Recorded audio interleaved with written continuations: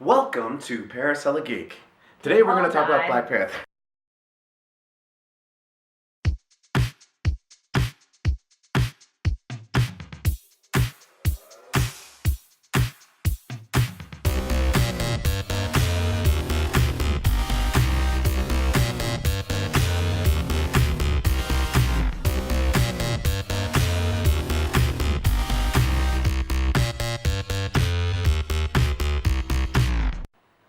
Welcome to Paracella Geek. Today we're going to talk about the Black Panther movie.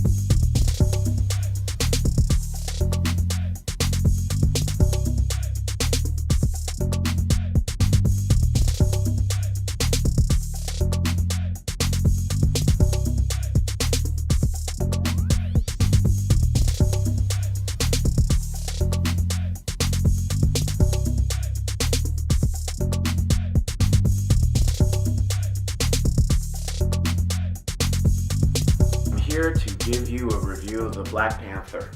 Black Panther was fantastic. I'm going to have two reviews actually. The other review is going to be more thorough, more kind of in-depth, more spoilers and stuff, more my thoughts on the actual plot and stuff.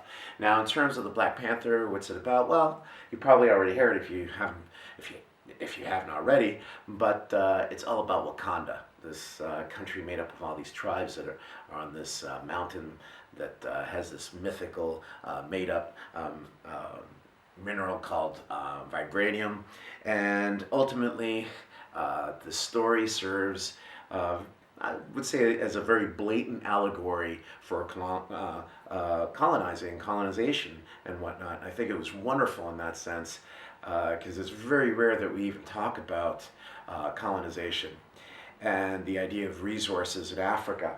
Now, of course, it also centers around this young prince, T'Challa, who ends up becoming king of Wakanda, and then he has to deal with some other issues that come up, and I don't want to spoil it, but he ends up having to deal with an antagonist by the name of Killmonger.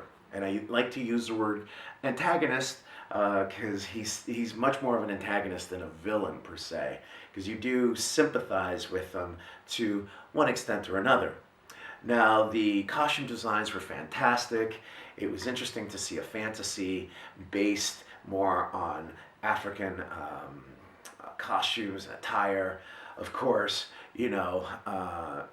we should know that this isn't actually Africa. There isn't a place called Wakanda. I imagine there might be some people out there who might believe it, or might believe that there's a place called Wakanda, which is kind of crazy. But overall, a great story, great plot. You should check it out. And one of the things I have to say as well, and more general, I'm trying not to get into the spoilers and stuff, is that what I loved about Black Panther was, unlike Batman just seems sort of kind of just always eaten away by the guilt and the anger of his parents dying, whereas T'Challa seems to be very much worried about doing the right thing.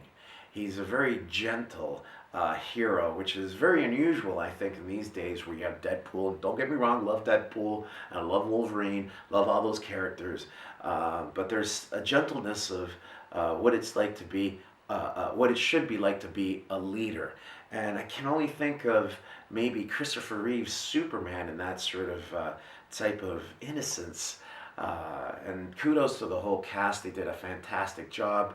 The people who did the costumes, the writers, they did a really good job of creating I would say, almost like a fairy tale. And I don't like to, I know most people would think fairy tale would seem as like an insult, but Star Wars is a fairy tale too, and it carries a message. And this message that Black Panther carries many, many different layers to it. That you can just enjoy it for what it is, just a fun, interesting movie.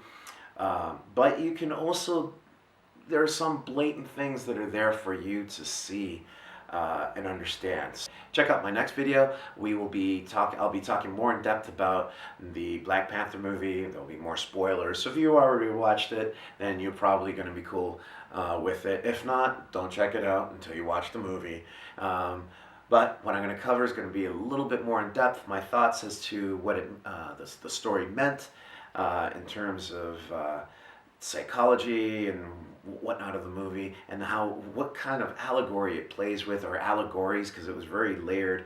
I felt that it's ultimately a great opener for a dialogue between us African Americans and Africans in the sense of what's going on in the world and whatnot. So check out the video, come back, and we'll talk.